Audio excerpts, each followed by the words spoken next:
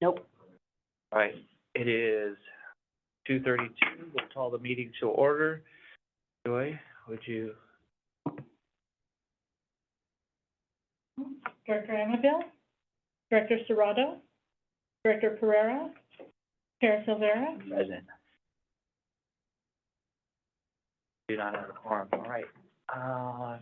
Did we get word from Supervisor Pereira? From email correspondence. Okay. Well, public comment. This is the public's opportunity to speak on any item in this board's jurisdiction. Testimony is limited to 3 minutes per person. Are there any members of the public who wish to speak? Anybody online? All right, then we will move right into item number 3. It's our Highway 59 landfill master plan update and discussion. We're going to go to Stacy or James? James? All right. Well, good afternoon. This is the first meeting of the RWA Master Plan Study Ad Hoc Subcommittee. It's an opportunity for us to present some of the initial information that our consultant has put together, various components of our eventual master plan. We wanted to first go through a discussion of the roles of the subcommittee, basically that it's going to serve as a liaison between the governing board, agency staff, and project consultants to ensure effective coordination, transparency, and accountability through the development of the landfill master plan. Subcommittee will facilitate stakeholder engagement, monitor project milestones, ensure compliance with applicable regulations, and assist in prioritizing key initiatives. Can you send Michael through the Zoom? He's asking about being let in and unmuted. We'll go ahead and unmute him, and since he's the only one, yeah, we need to put him on camera. He has full control over his. Okay. Yeah, so. Michael, can you hear us now? You should be able to turn your camera on now. I can hear you. Can you hear me now? See me now? Oh, there we Yes, go. we can. There we That go. was frustrating. No problem. Yeah, it looks like you're going to be the only one online, so I'll back up a moment and we will go ahead and do some quick introductions. You know most of us in the room here, but we'll go ahead and start on across the room from me. Patrick? Who am I? Good afternoon, I'm Patrick Womble. I'm the Environmental Resource Manager with the Regional Waste Authority. Afternoon, Barry, MCAG. Stacey Gusman, Executive Director, MCAG. Scott Silvera, Merced County Board of Supervisors, the Director on MCAG and Chair this year. Emily Hayden, Legal Counsel for MCAG. And I'm James Moore, Director of the RWA. Bob Gardner, SCS Engineers. Joy Young, Board Clerk. Krista Bravo, Multimedia Specialist. And I will add that Marissa is handling the multimedia for us and Joy is keeping minutes. Did want to let everyone know she is using a recording device to assist in the transcript. It's internal. That's all right, everybody already knows. It's an internal record. That's public information already. Yeah. So I will jump back over to the roles of the subcommittee. Basically, we're looking for some focused governance, oversight, and informed recommendations to support successful completion of master plan in alignment with both short and long-term strategic goals of the landfills. Specific responsibilities include reviewing and providing feedback on project deliverables related to operational and capacity assessments, waste forecasting and diversion planning, capital improvement and financial planning, stakeholder engagement strategies, and organizational evaluations of landfill operations. And I'll point out that will be one of the focuses of today's meeting is some preliminary findings as to the structure of the RWA and the JPA. With that, we do have a memorandum attached to the agenda that covers the briefing of scope and deliverables. This is really just an excerpt from the RFP that we did earlier in the year.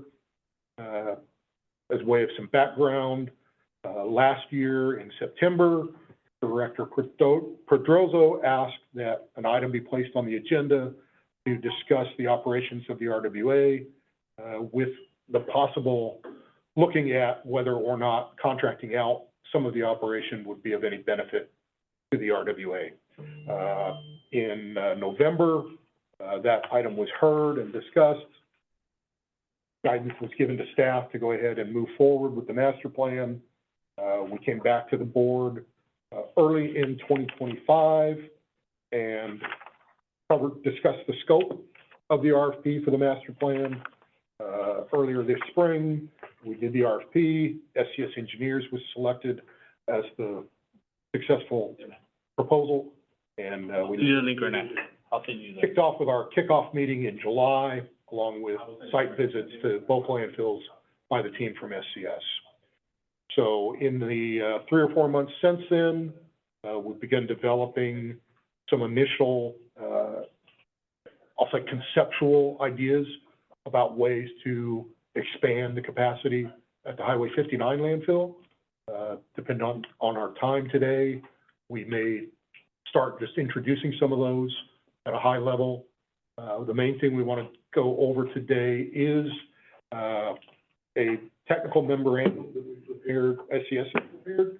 And I'm going to go ahead and turn it over to Bob and let him talk a little bit about why agencies or organizations would look to contract out part of their operation, particularly in the solid waste arena. By way of introduction, Bob has over 40 years of solid waste experience with SCS Engineers. He has actually retired, but is still working on special projects for SCS. I've known Bob for almost 20 years. Yeah. So, with that, and we also have Michael Bradford online, who is the. Video just joined on too, so. Who's that? Video. Oh, video. Okay. Hey, Vidya, go ahead and introduce yourself real quick to the room. Oh, sure. My name is Vidya Vishwanathan, and I'm the Director of Engineering for SCS's Southwest Region. And I've been involved in this project at a high level, tracking where things are going and how we're doing. On an individual level, my expertise is in landfill gas, and some of the solid waste facility planning work. And I'm in a hotel room with poor Wi-Fi, so I'm just going to go off camera to save bandwidth. All right, sounds good. Thanks. Thank you. I've been with SCS for 45 years, 46. And in that period, I've worked with a wide range of authorities and municipalities on solid waste management, and have seen a wide range of approaches that have been taken to how you manage both facilities and operations that deal with solid waste. And so one of the first tasks that we really have been charged with is looking at the advantages and disadvantages of whether the authority should privatize its operations. It's a good question, a question that lots of organizations ask themselves. And we were talking yesterday. I mean, the way I kind of look at this is like when you take your car or any appliance or whatever in to get inspected, something, and they say, how is it? And they go through a series of diagnostics with respect to that piece of equipment, and they test a number of things to see whether that piece of equipment is operating well. We did a similar kind of evaluation with respect to the question of whether Merced should privatize its landfill operations. And so we looked at a number of different factors that we thought would be appropriate as we've looked at privatization over the years. And I've worked for places that privatize their operations and others that self-perform them. So neither one is wrong, neither one is right, so to speak. And so we looked at a number of factors. Cost, that seems to be a big deal. Are there some cost benefits to privatization or not? The level of service that you can give and the efficiency of that service. Impact to employees. You employ a number of people at the landfill and what impact that would have. Impact to achieving your waste reduction and recycling goals. Community pride and public perception in terms of how this organization runs and does its things. The organizational values. Ability to fund future capital projects. What do I mean by that? We've been involved with various places where they have not planned well, and so they're in a case, for example, they didn't appropriately accrue for closure. and they get to a place where they go, you know, I've got $25 million I gotta spend on closure, and I don't have it. And they see they're in trouble, so they need capital from somewhere else, and so they might consider potential privatization, using somebody else's money to do that. Capabilities of staff. I've been involved with cases where the staff has turned over and things have not gone well. And so the organization said, we have to come up with a solution, and we can't find the people to do it, so we privatize this operations. And then the other one. Can I pause for just Sure. a second? I think we have Director Serrato on, Zoom.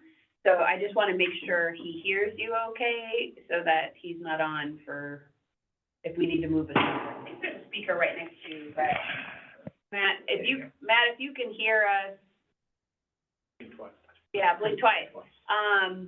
Or I guess it's just, if you can't hear, please let us know, text, call, whatever you need, but we're gonna assume you can hear us okay, so you're driving. I don't know how to gauge that, Yeah, but, if you can hear us on your phone, can you give us a thumbs up at any time, please? yeah. If he's driving. If he's driving. Okay, but we do have a speaker? All right. Okay, good. Okay, we're gonna just, okay. Just wanna make sure, and also for the record, Joy, if you can note, he joined at 2:43.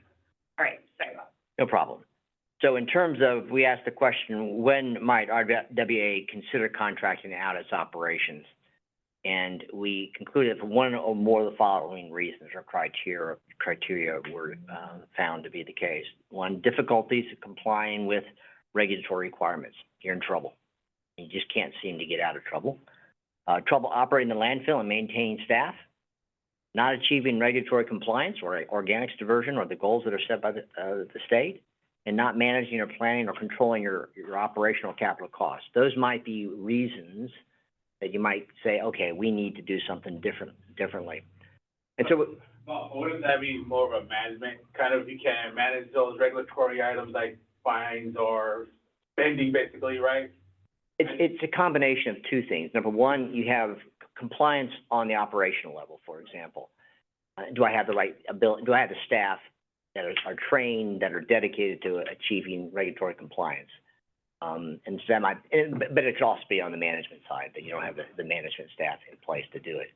And so those would be reasons why you might consider if those in fact were a problem. And so we looked at those and said, where does RWA fit in that? Is there a problem with complying with regulatory requirements? And the answer is no. We didn't find any problem complying with regulatory requirements. Were there trouble operating and maintaining the landfill and having competent staff? No. You have a very competent staff, very experienced, very dedicated to what you're doing, and that's commendable. Third is not achieving your recycling goals, organics diversion goals, and it's clear you've spent significant capital recently and over the years to do that. So you're achieving those requirements. And the other one was not managing or controlling operational capital costs. And it's very clear to me that you have a very disciplined approach in regards to your operational planning, your budgeting process, and your capital planning. You know, in terms of all the capital that you spent in the last several years, for example, you plan that out, you planned your tip fees accordingly, you brought some outside waste in order to cover those costs, really strategic in how you're going about doing that. So as the scorecard, at least that we put together as we were looking at the evaluation, was, I'll call it green. I had green, yellow, and red. Green being looks good, yellow being, some issues, red being failure kind of thing. And there were no yellows or reds in that kind of an assessment. So in terms of the conclusion that we reached, that and we also did a survey of other municipalities in the region. What are they doing? And what are their costs?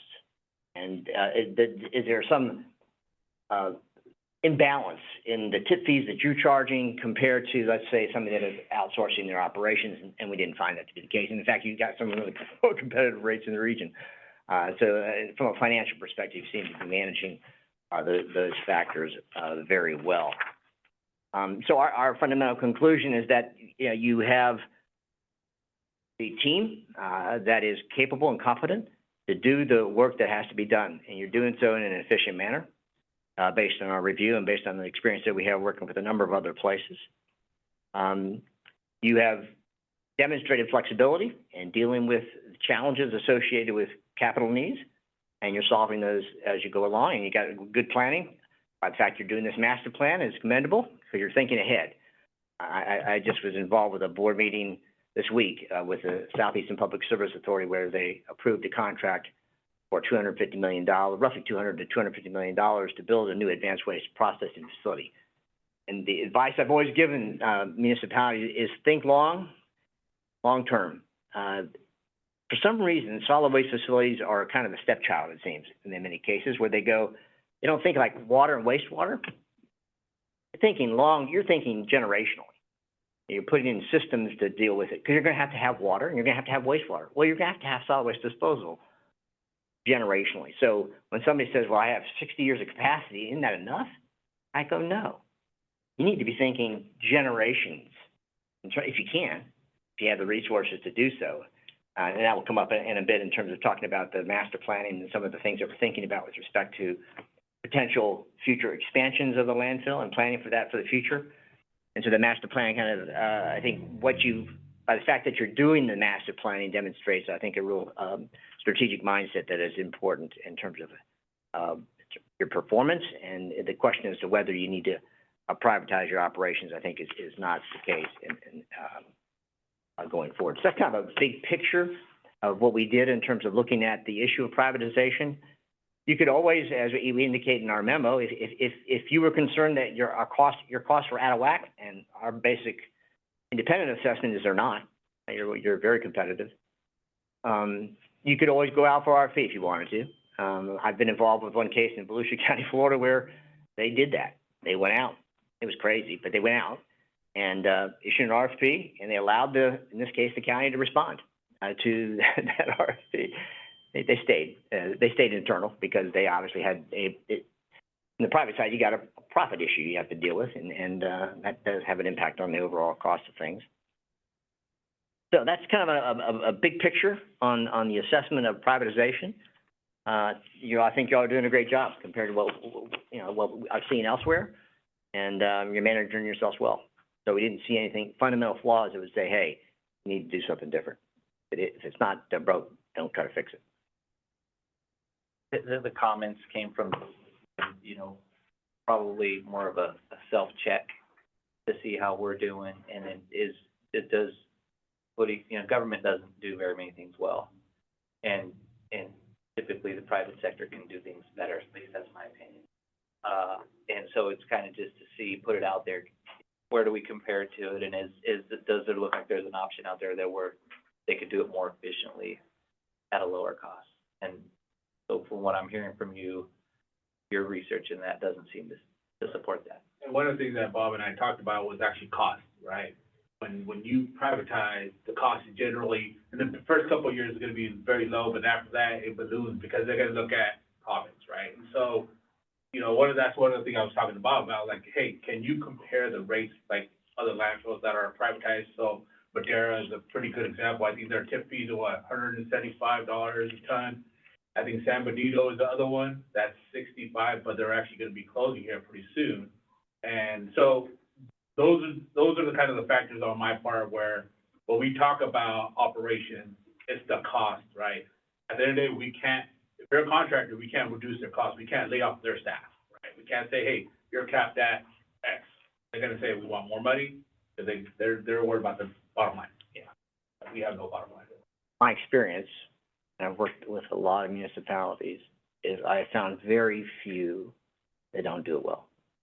And that's maybe an exception. Probably in the solid waste. Solid waste, for some reason, the solid waste business is a unique business. And the people who get sucked into it, can't get out. It's kind of like, it's like the family. Like the family kind of thing, you just can't get out. But they're a highly dedicated group of professionals, and I think that's reflected in your operations here. Okay, yeah, I mean, so that was, realistic, yeah, Sorry, go ahead. This would being that you are the sole. That means I got the biggest say. Well, if he wants to speak up at any time, he can. Well, I know that there are a few board members who are particularly interested in this topic, And so, he should have been here. yeah. Okay, so you know, our kind of number one, before we did too much more on the master plan, was to address this particular issue, because if it would help determine how we move forward. And if so I guess it's more of I'm gauging with you, do you feel like there's an adequate determination here that we can safely say the rest of this master plan, we can move forward on the assumption that we are? I would stand behind that. Okay, all right. What I've heard is I would stand behind that, and as an advisory committee to ultimately the full board, that would be the position that I would take is, you know, when you see what these other numbers look like, so you're afraid if it isn't broke, don't fix it, right? And so, so then that takes us to the next step is, okay, if I at least have made the determination that jump in anytime you would like, is that, okay, well, let's get past that, and let's move on to the next thing now, because I don't necessarily, there wasn't, if you would have came to me and said, hey, you guys are running in some reds in this area, so maybe there's something to look at, but I didn't ever think that was the case to begin with. So let's move on to the next. Perfect, thank you. All right, we appreciate that. Yeah, and as Stacy said, you know, we really wanted to, you know, none of this is gonna be final till we bring the final report to the board sometime next summer. But there are, you know, kind of, we're looking for that feedback so that we can continue moving ahead on some of the other things. And understanding you do have a time commitment, right? You need to be out of here. We'll work on it. Further, yeah, and that's the thing. We didn't really have a hard format or agenda for today, but we do want to start talking about some of the options we've looked at Highway 59 to gain additional airspace. As it stands right now with our Phase 6 on the northern end of the property, we have about 28 and a half years of air capacity left, airspace, based on our current rate of trash coming in. That includes the material that we're bringing in from Mariposa and Tuolumne. You know, as you know, those are communities that no longer have active landfills. And again, you know, the east side of the county obviously is our largest waste shed with the cities of Merced, Atwater, and Livingston. When we talk about some of the regulatory things that Bob discussed earlier, earlier this year, we did mitigate the landfill gas migration issue we had on the east side of the landfill, which has opened up the availability for us to move forward with the valley fill, which is filling in that space between the original unlined cells 1 through 4 and cell 5, which has a liner under it. Michael, could you bring up that, drawing of what we're talking about? Valley fill, yeah, maybe just, yeah, drawing number 2. I think the second page of that set. Mm-hmm. I've actually got the Tetra Tech drawing. If you want to specifically look at the valley fill, we can look at that too. I've got the Tetra Tech drawings open. Sure. So actually, Patrick and I had a phone call yesterday with Tetra Tech, our engineers of record, discussing the beginning of the permitting for the valley fill. The sequel was done a number of years ago. Pending the mitigation of Probe 45, the authority had not moved forward with beginning the permitting process with Cal Recycle and the Water Board. So those are things that we are now looking at. That picture there to the left-hand side is to the north. Kind of that area right in the center is the original infrastructure of the landfill, including the original scales, the old pole barn maintenance shop. I don't see any of that on. Yes, that's No. okay. It looks like a little fist. Yeah. Am I not sharing? Am I sharing? Oh, you want Yeah, we can see it now, Michael. to, okay, good. Go ahead, Stacy, Okay. go where that. Okay, no, I didn't know if he was gonna be Yeah. Anna with. No. Just for, Okay. just for context, we're talking about this area right here in between the southern mounds. This is the old entrance. Yeah. So you come in this way, now is the scale house, here's the old entrance. This is where all the old, Scales, recycling, yeah. and the scale and the maintenance shop. This used to be the main kind of active yard, which has all been now relocated up where we are. So the valley fill is essentially, but like, these are closed. Are they closed? I always. 1 through 4 is closed, 5 is inactive. Yeah, yeah. So the valley fill is essentially lining this remaining segment and being able to just round this out into Okay. one big. Okay. And based on our preliminary, work, that looks to be about 12 years worth of airspace. So, That would be in addition to the in 20. addition to the 28 and a half.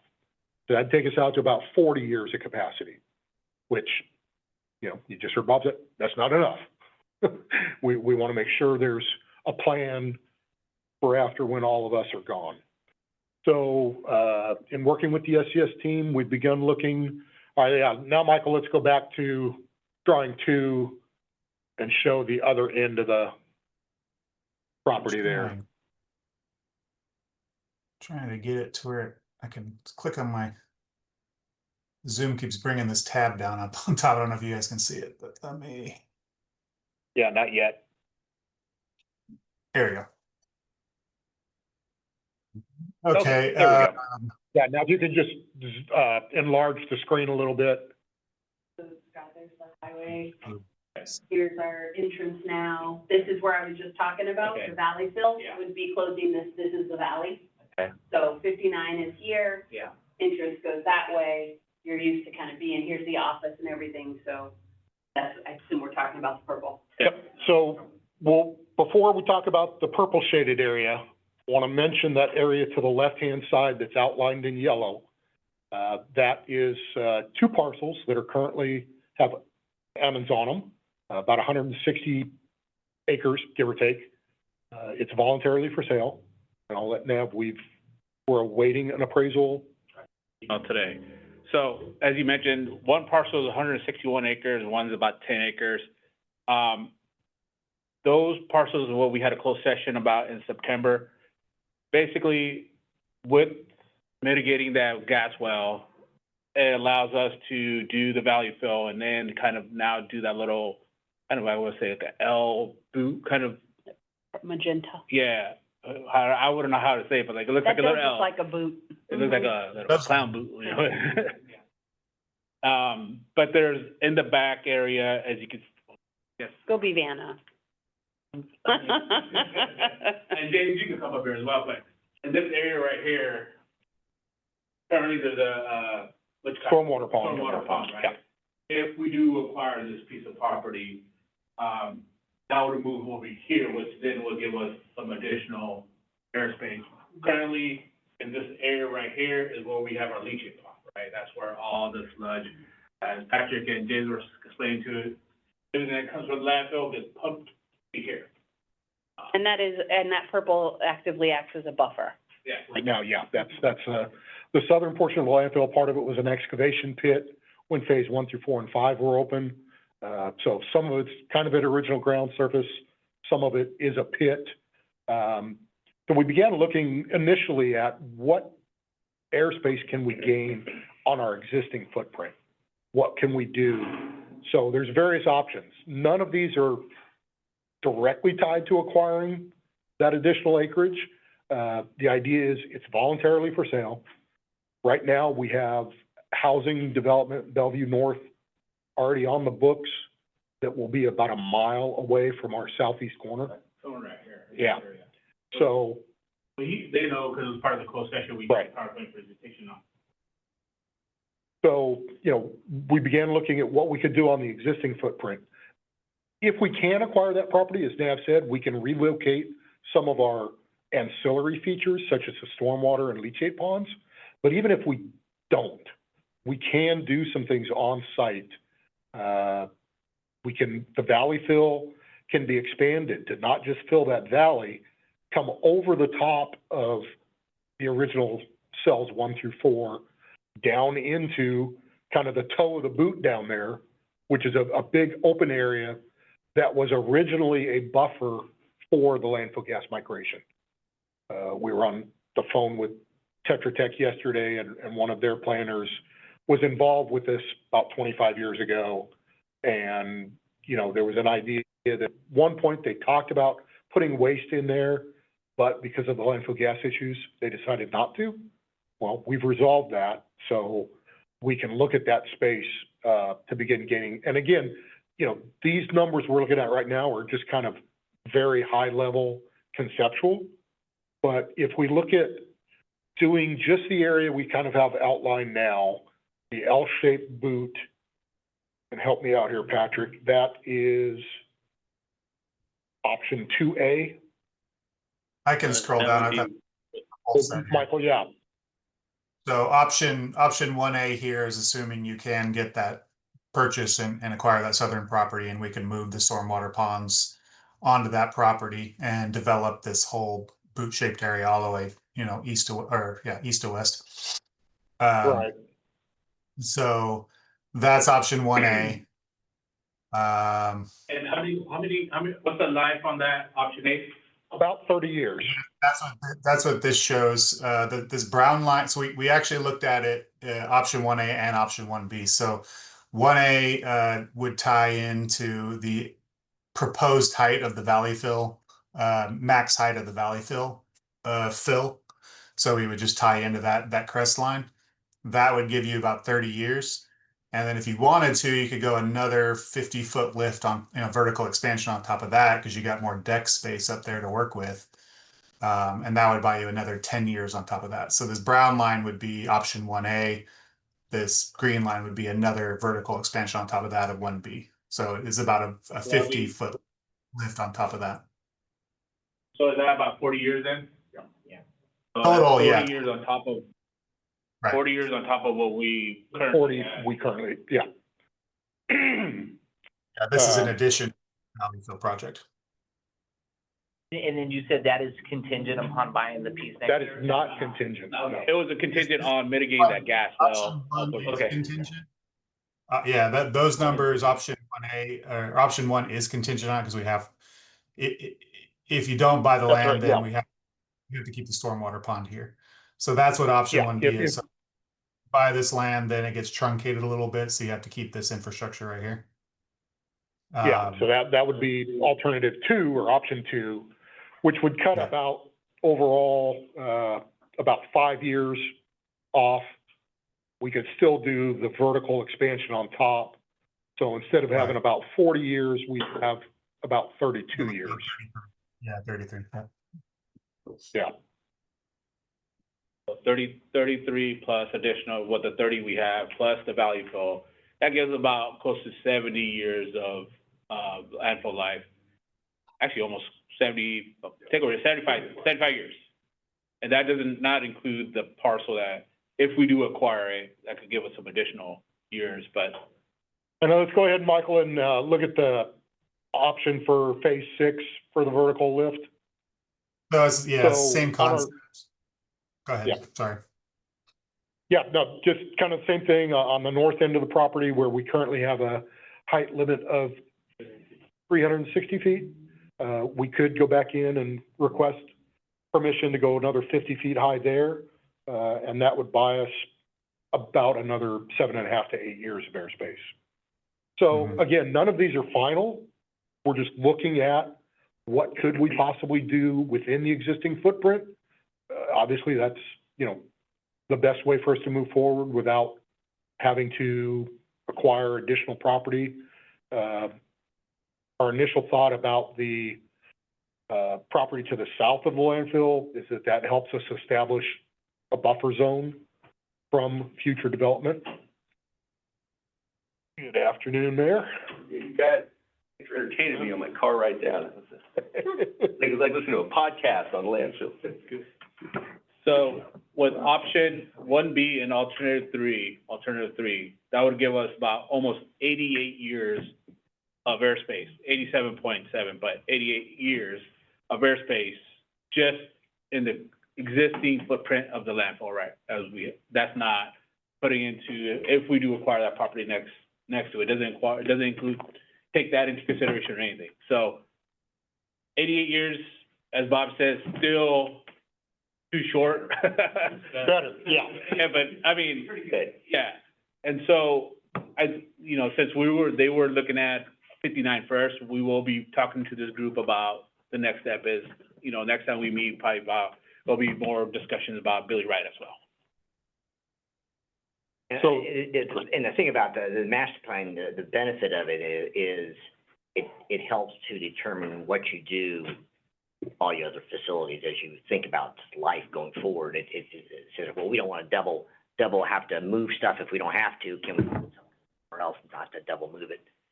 And this is at the current tonnage that we're taking in, correct? Right, that's the caveat. This is based on our existing incoming waste rate. You know, we're not crystal ball forecasting any changes in the waste stream. Is there factors that you put into it? Like, if you look over the last 10 years, what we've increased, and I know you had some downturns in there, but let's just say if you started out a year at 1,000 and you went up to 1,020, and you went up to 1,030, and maybe. What we have given SES is, if you'll recall, last year, Transportation Planning, Elizabeth's group did that demographic forecast for population growth and whatnot. They have that plan. They will use that and base future waste quantities on that potential growth. Again, you know, we don't really know what the state's gonna do about diverting other material, banning something else from the landfill. And the model we have allows for variation, so scenarios. So, for example, if you say, we don't want to import as much waste, whatever that might be. So you knock off a bunch, and that, you know, has pretty material effect on landfill life. So you can look at those, at least get a sense of how that plays into the overall picture of the that affects all kinds of things. It affects capital planning. So when I need to build my next cell, when I need to do closures, when I need to do post-closure, all those things are tied into the waste disposal rate, and that's the primary factors. And so Bob and Michael, does all this tie into when we do start talking about our rates and all that, how much airspace and one of the things we'll be talking about is capital, right? What kind of capital projects we're gonna have in the next 20 years, I guess. Obviously, some of these cells will be cheaper to construct because they're already lined, like the value fill, half the cell is already lined, so you just got to do the other half, which saves us about, I know Patrick used to tell us the number, like, by doing the value fill, it saves us about take or give, couple, like. So you can line the valley fill as it was originally designed for the same price as one of our cells in 6, and it's like at least twice the capacity, airspace capacity, for the same price. So that was the attractiveness of that V-shaped valley. So I think the going rate right now was $6 million to $10 million.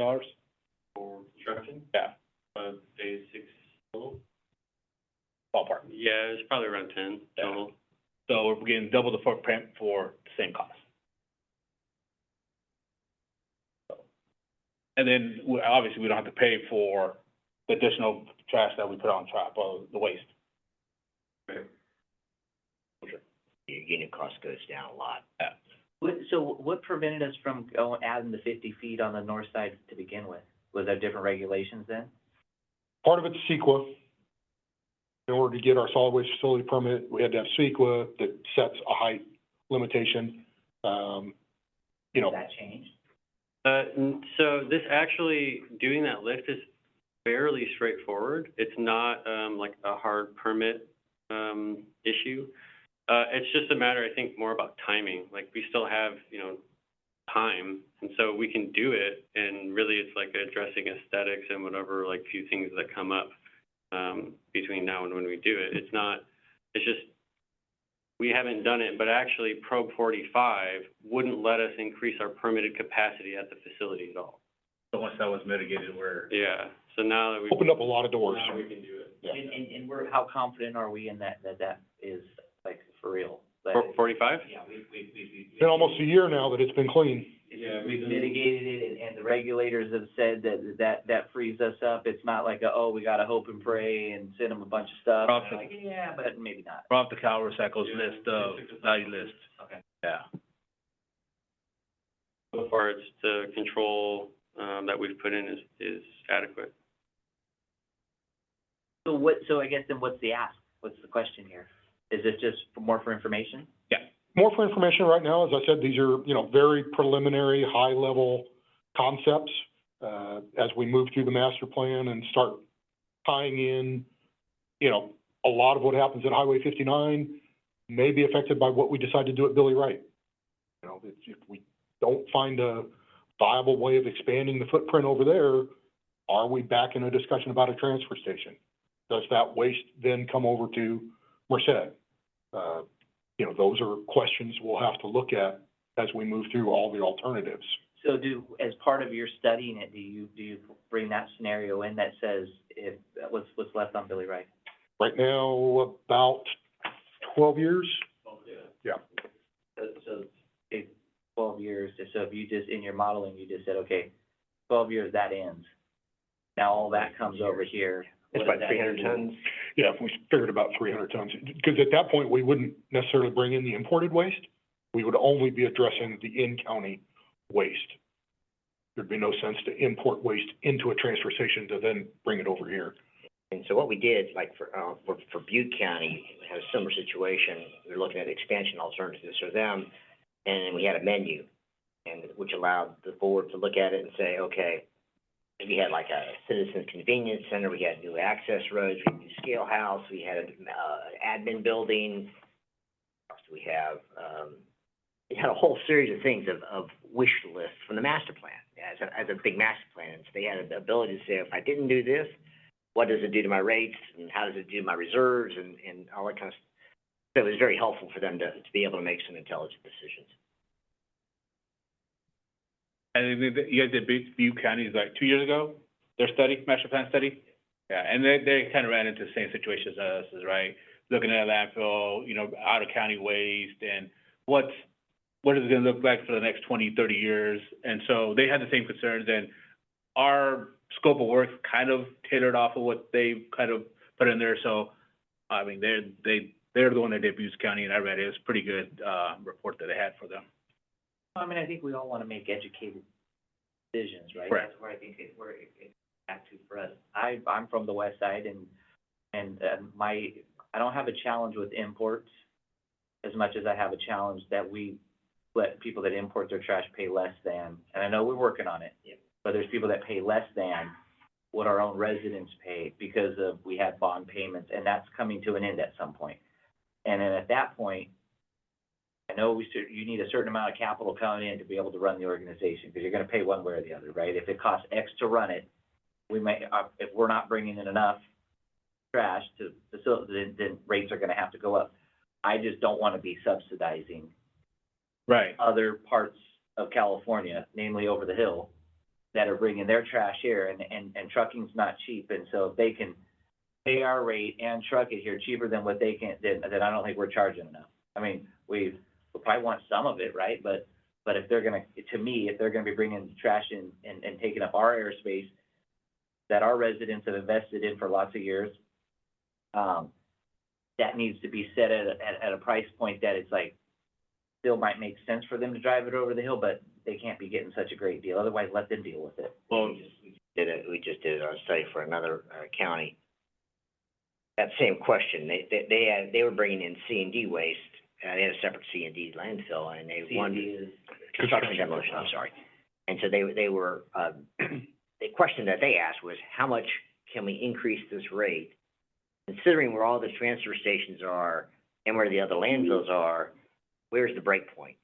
In terms of where the transportation costs, which is what you're getting at, where's that fine balance? And that takes a little bit of doing to figure out, but it's figure outable. yeah, I mean, if you look at Santa Clara right now, it's $129 a ton. Ours is $43.05. It's, I mean, that's our gate rate. on a 25-ton load. And they're making, even if it charge them $100, they're still making out $29 a ton, right? And in San Benito, it's $65 a ton, but their landfill is set to close here? About 12 years left. Yeah, and so they're not taking as much waste as they're doing anymore. I think they're gonna be shipping it out to, I think you said Monterey. We're talking about going to Monterey, yeah. Yeah, and so, to your point, yes, the goal is by next year, have them closest to as our gate rates as possible, which would be more than some of our jurisdictions are paying, and then by 2027, paying gate rates. So if you want to bring your waste in, you pay the gate rate as a regular mom and pop store. Yeah, I even think about it the other way. Like, imagine that we're charging them more, and we're doing so good with our planning and our projects and our cash flow and all that, that we say, well, we don't need to raise our rates. We keep our rates here, but we're charging them more. Our residents gonna take up airspace. I mean, that's a decision that has to be made. Yeah. Because everything gets a lot different if Billy Wright closes. Of course. And then it gets more expensive for everybody on the west side by nature of just geography, that their trash is gonna cost them more because they're gonna have the trucking that's involved in it. And then, you know, as we talk about, I think Bob could answer this question. I think what you're alluding to is charging a higher rate for out-of-county waste, and which I think we could do, but we have to look into it as an alternative. And then that could be an alternative, like, hey, you wanna bring in waste, pay us $50 a ton now. What's San Benito, for example, when they close in 12 years, They're talking about building a transfer station and sending their waste up to Monterey at probably $85 to $100 a ton. And I'll, you know, as far as the rate structure goes, we have to kind of semantically address it as our gate rate can be higher than our jurisdictional rates, and we can charge out of county the gate rate. When you start trying to outright say you're charging the out of county more, there are some federal decisions on interstate waste flow that perhaps we have to be aware of. Well, that's why I said we need to look into those kind of factors, right? Yeah.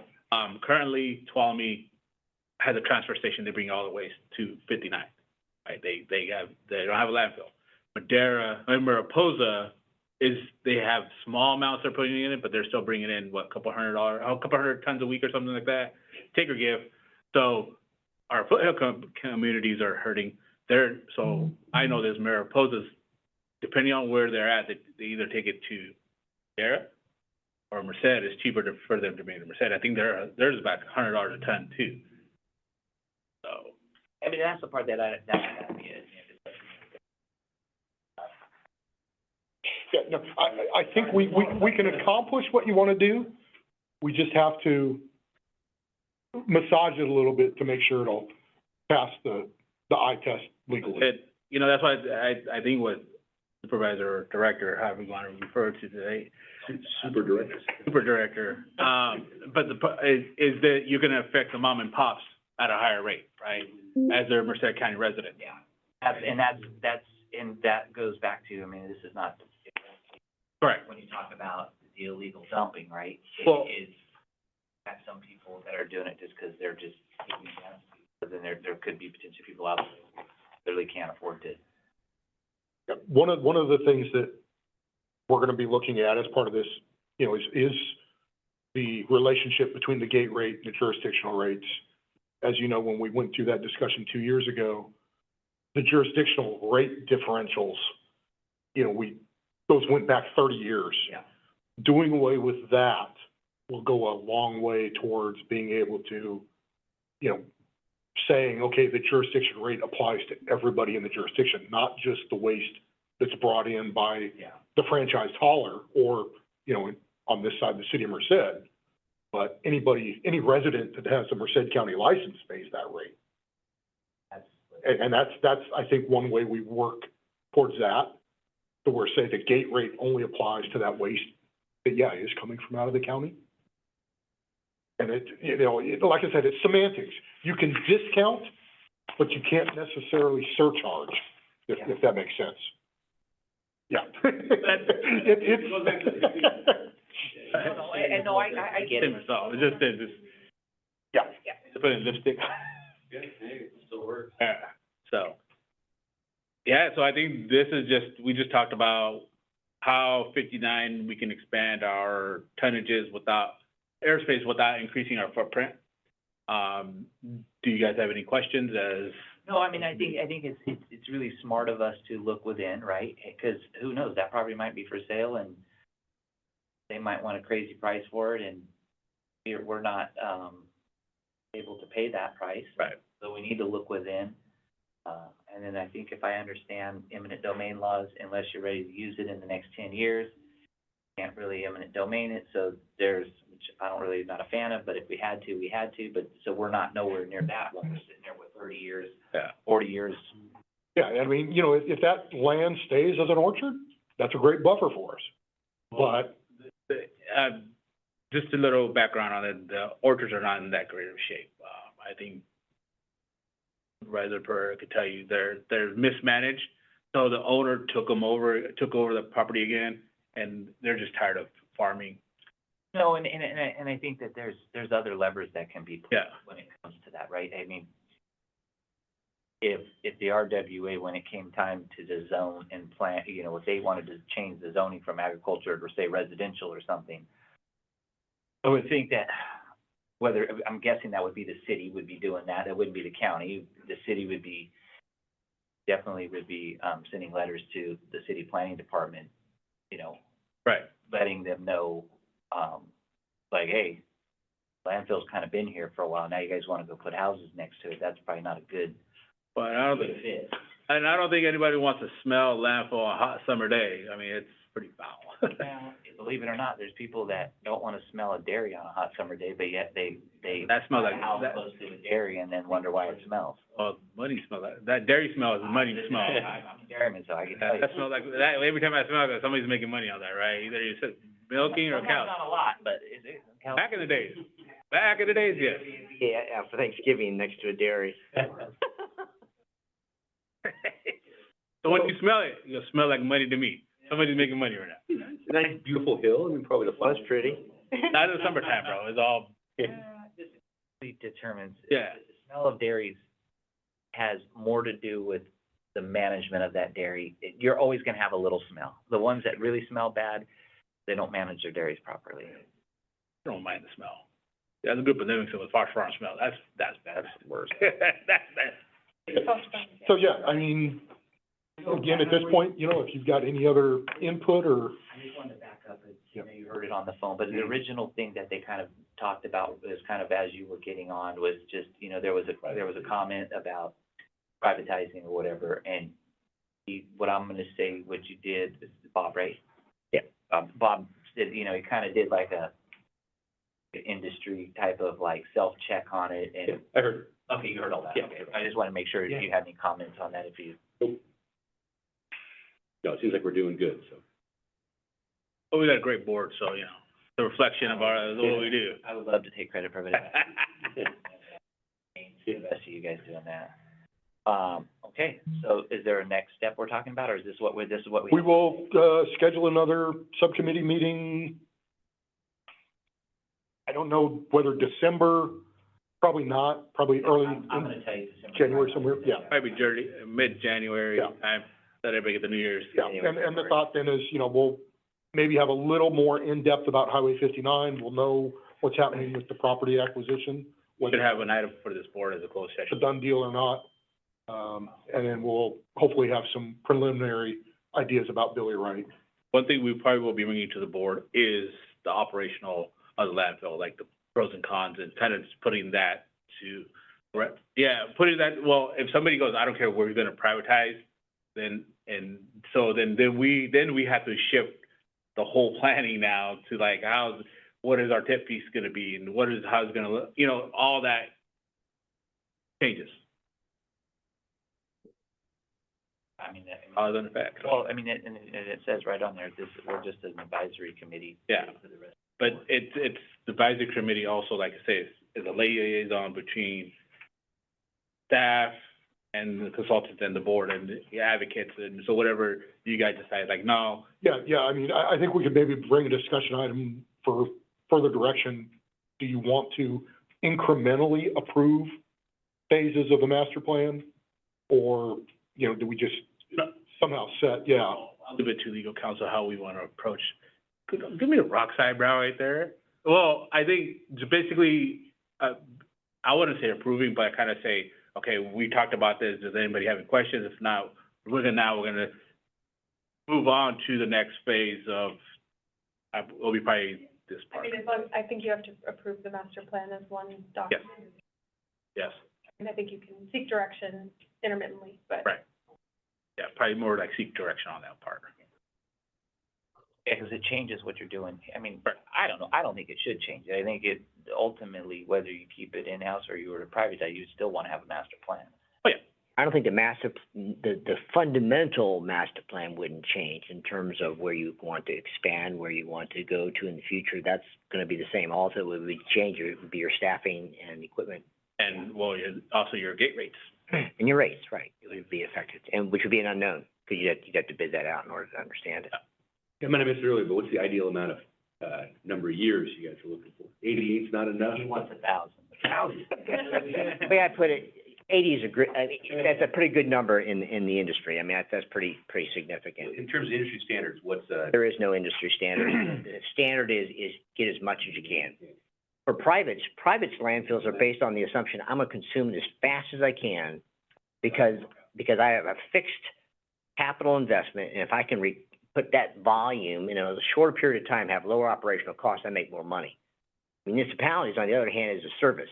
Provide a service to the communities for as long as you possibly can, so that per unit cost is not the driving factor. it seems like maybe the private business model wouldn't necessarily be good if it's. Well, as we wrap up, the other thing I just want to talk about, because we're here and we're talking about landfill, and I think it's part of our discussion, and I don't know if council agrees. Go dumping.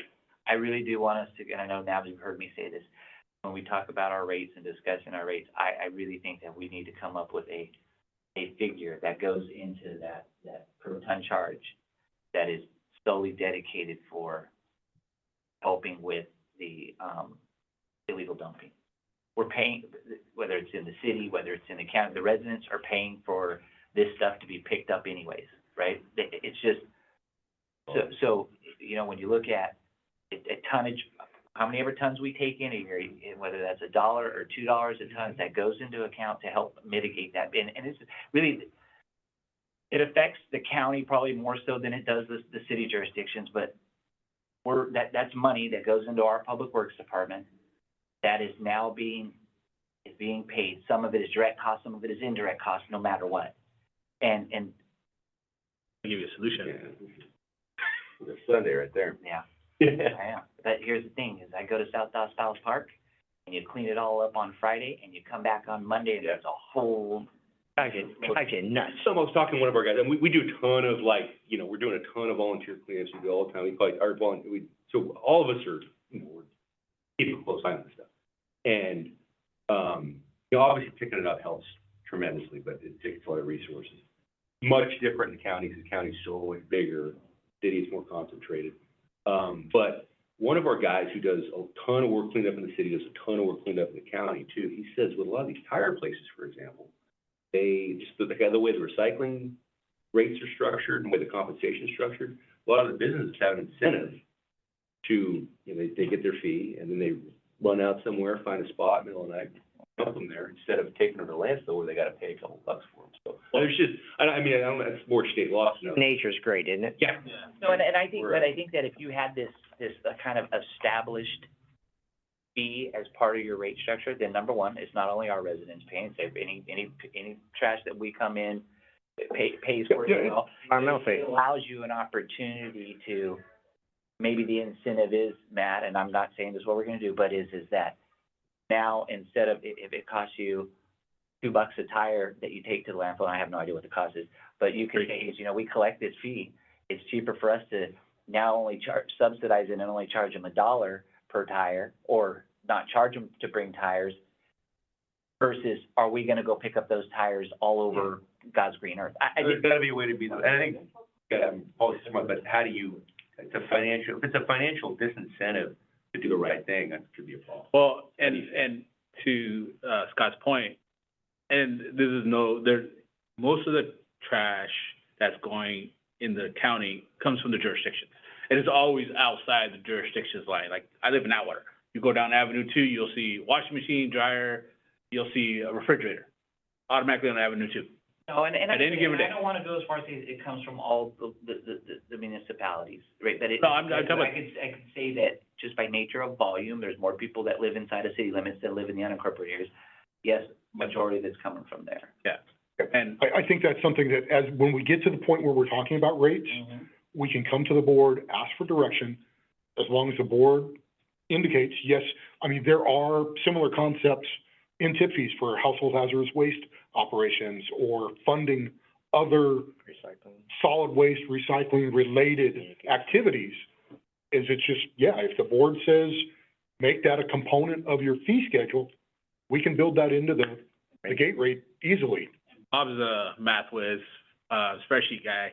So if we can build like a model, like, okay, this is the current rates, what the, you know, what the rate should be, and then if we add that tip fee, whatever it's gonna be for illegal dumping, whatever it's 10%, 1%, whatever it's gonna be, kind of, and then we can have options for the board, like, what way do y'all wanna go? I think when we get to talking about rates, you know, we'll look at what components add up into that fee structure.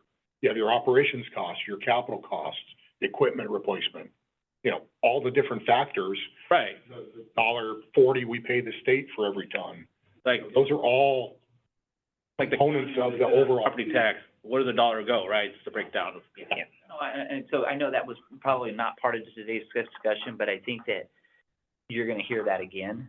And honestly, I think That I'm the only one. we appreciate hearing that kind of thing, because we've talked about that internally and said, yeah, if we could get the board to buy off, and that's kind of where we're at with the beginning of the illegal dumping, where we said, yeah, we've committed $200,000 Yeah, to just cover it, and you accept that the jurisdictions are actually funding that yeah, as that's part of their fee.